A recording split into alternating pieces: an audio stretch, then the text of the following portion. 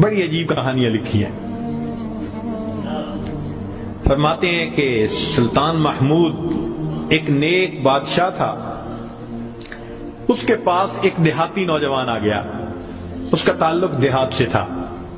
تعلیم بھی نہیں تھی, کچھ ایسی تربیت بھی نہیں تھی, مگر بادشاہ کے دربار میں آ کے جب خدمت پہ لگا تو اس نے اتنی اچھی خدمت کرنی شروع کی کہ تھوڑے دنوں میں بادشاہ کی آنکھوں میں بڑا درجہ پا گیا.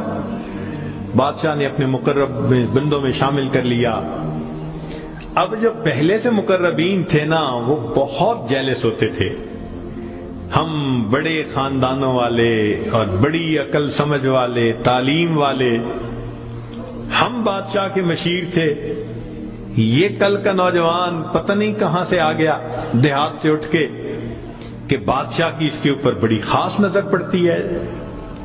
چنانچہ انہوں نے پروگرام بنایا کہ ہم بادشاہ سے موقع ملنے پہ بات کریں گے. انہوں نے بات کی کہ بادشاہ سلامت, جو محبت کی نظر اس کی طرف اٹھتی ہے وہ ہمارے اوپر نہیں اٹھتی. حسب میں ہم اچھے, نسب میں ہم اچھے, مال میں ہم اچھے, عقل میں ہم اچھے, لیکن محبت کی نظر اس کو جو مل گئی وہ ہمیں نہیں مل رہی. تو بادشاہ نے کہا کہ اچھا, میں کسی موقع پہ اس کا جواب دوں گا. اب بادشاہ نے کیا کیا کہ ایک پھل منگوایا جو بہت کڑوا تھا.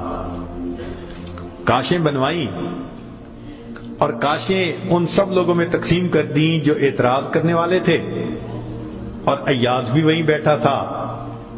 تو جس جس کو وہ کاش ملی اس نے منہ میں ڈالا, تھو تھو. بادشاہ سلامت بڑا بہت کڑوا, توبہ توبہ بہت کڑوا. سب نے اپنے منہ سے وہ پھل نکال دیا اور کہا کہ بادشاہ سلامت یہ بہت کڑوا ہے. تو بادشاہ نے جب ایاز کو دیکھا تو وہ مزے سے کھا رہا تھا. تو بادشاہ نے اس سے پوچھا کہ ایاز, یہ کاش میٹھی ہے جو اتنے مزے سے کھا رہے ہو؟ اس نے کہا بادشاہ سلامت ہے تو کڑوی, کھاتے کیوں جا رہے ہو؟ اس نے کہا بادشاہ سلامت میرے دل میں یہ بات آئی کہ جس بادشاہ کے ہاتھوں سے میں زندگی بھر میٹھی چیزیں لے کے کھاتا رہا, اگر آج مجھے کڑوی بھی مل گئی تو میں اس کو واپس کیسے کروں؟ عمر بھر میٹھی چیزیں لے کے کھاتا رہا, آج کڑوی بھی مل گئی تو واپس کیسے کروں؟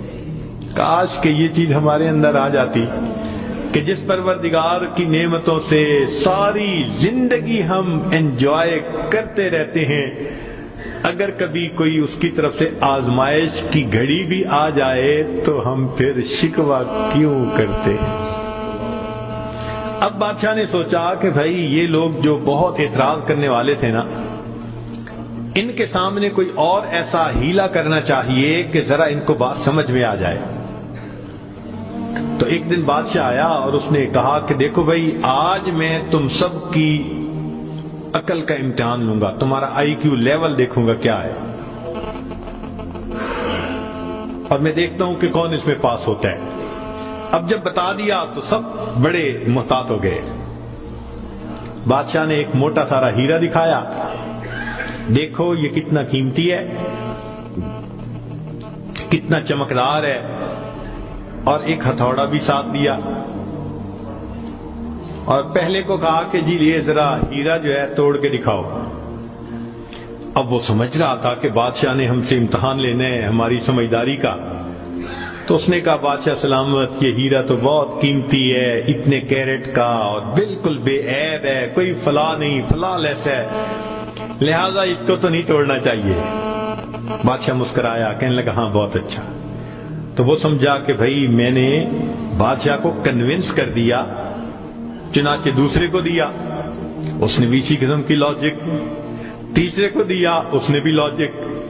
جتنے اعتراض کرنے والے تھے سب کو ہیرا ہتھوڑا دیتے رہے, وہ یہی لاجک دیتے رہے اور معذرت کرتے رہے, حتیٰ کہ بادشاہ نے وہ ہیرا ایاز کے ہاتھ میں پکڑایا.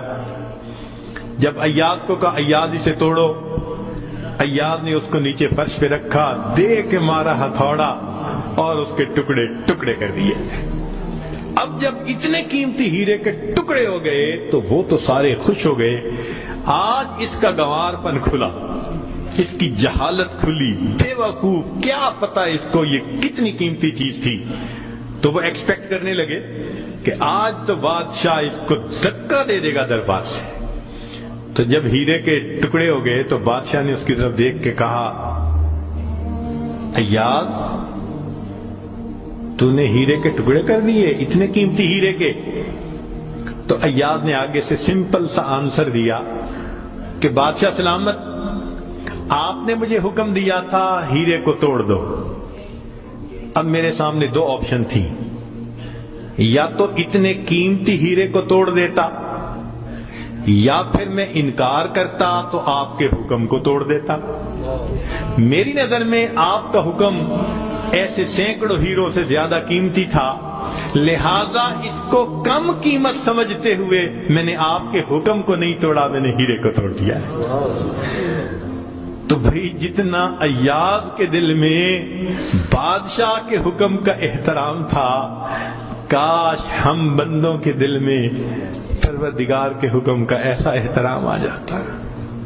ہم خواہشوں کو توڑ دیں، تمناؤں کو توڑ دیں، اپنی امیدوں کو توڑ دیں، ہم کبھی بھی حکم خدا کو نہ توڑیں۔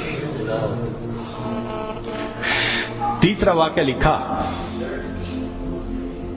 کہ ایک دن ایک معترض جو تھا وہ آیا اور اس نے کہا کہ بادشاہ سلامت، یہ جو آپ کا زیادہ ہے نا چہیتا ایاز، ہمیں لگتا ہے کہ یہ خزانے سے چیزیں چراتا ہے، ہمیں تو شک ہے۔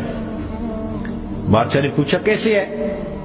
اس نے کہا جی ایک جگہ کلوزٹ بنائی ہوئی ہے اس نے، اور یہ صبح و شام اس کلوزٹ کا دروازہ کھولتا ہے اور دیکھتا رہتا ہے اور تالا لگا کے چابی اپنے پاس رکھتا ہے، چابی کسی کے ہاتھ میں نہیں دیتا۔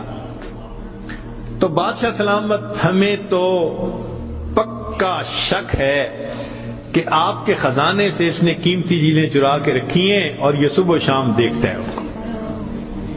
بادشاہ نے اسی وقت ایاز کو بلوا لیا، لوگوں کے سامنے پوچھا، ایاز تمہاری کوئی کلوزٹ ہے ایسی؟ جی۔ تالا لگا کے رکھتے ہو؟ جی۔ صبح شام کھول کے دیکھتے بھی ہو؟ جی۔ لاؤ چابی اس کی۔ ایاز نے چابی نکال کے دے دی۔ بادشاہ نے ایک آدمی کو بھیجا کہ جاؤ اور کلوزٹ میں جو کچھ پڑا ہے سب اٹھا کے یہ کہ لے کے آؤ۔ اب جب وہ گیا تو ایاز تو مطمئن کھڑا رہا، مگر معترضین بڑے خوش ہوئے، آج پکڑا گیا، آج سمجھ لگے گی بادشاہ کو یہ کیسا بددیانت انسان۔ تھوڑی دیر گزری تو جو گیا تھا وہ تالا کھول کے کیا دیکھتا ہے کہ اس میں ایک پرانا سا لباس ہے اور ایک پرانا سا جوتا رکھا ہوا اور کچھ بھی نہیں۔ بڑا حیران ہوا، اس کو یہ صبح بھی دیکھتا ہے شام بھی دیکھتا ہے۔ وہ اس کو لے کے بادشاہ کے پاس آیا۔ بادشاہ سلامت کلوزٹ میں یہ دو چیزیں تھیں۔ بادشاہ نے کہا ایاز بس یہی کچھ تھا؟ جی یہی تھا۔ ایاز یہ تو اتنی قیمتی نہیں کہ تم ان کو تالے میں رکھو اور صبح شام اس کو جا جا کے دیکھو۔ ایاز نے کہا کہ بادشاہ سلامت میرے لیے قیمتی ہے۔ پوچھا کیوں؟ کہ بادشاہ سلامت جب میں پہلی مرتبہ آپ کی خدمت میں حاضر ہوا تھا، میں دیہاتی سا لڑکا تھا، یہ تہبند باندھی تھی، یہ کرتا پہنا تھا، یہ جوتا پہنا ہوا تھا، میں نے اس کو اپنے لیے پریزرو کر کے رکھ لیا۔ اب روز صبح اور شام میں دروازہ کھولتا ہوں، اپنے نفس کو مخاطب کر کے کہتا ہوں ایاز بادشاہ کے احسانات کو مت بھولنا، تمہیں جو اس نے رتبہ دیا تمہاری اوقات تو یہ تھی، تمہاری اوقات یہ تھی۔ میں صبح بھی اپنے آپ کو یاد دلاتا ہوں میں شام بھی اپنے آپ کو یاد دلاتا ہوں۔ مولانا لکھتے ہیں کاش کہ یہ صفت اللہ ہمیں بھی عطا فرماتا، ہم بھی اپنے ابتدا کو دیکھتے، کیا حال تھا، کیا ہماری اوقات تھی، اور آج اللہ نے اپنی رحمتوں سے، نعمتوں سے، برکتوں سے کس طرح ہمیں مالا مال کر دیا۔ ہم بھی اپنی بنیاد کو یاد رکھتے ہیں۔ تو اگر ایک دنیا کا غلام اپنے مالک کے حکم کو اتنا قیمتی سمجھتا ہے تو ہم تو اللہ کے ویسے ہی بندے ہیں، غلام سے بھی ایک درجہ نیچے، ہم تو اللہ کی ملک ہیں، مخلوق ہیں اس کی۔ لہذا ہمیں چاہیے کہ اللہ رب العزت کے حکم کی عظمت کو سامنے رکھیں، ہمیشہ خیال رکھیں کہ حکم خدا کبھی بھی ٹوٹنے نہ پائے۔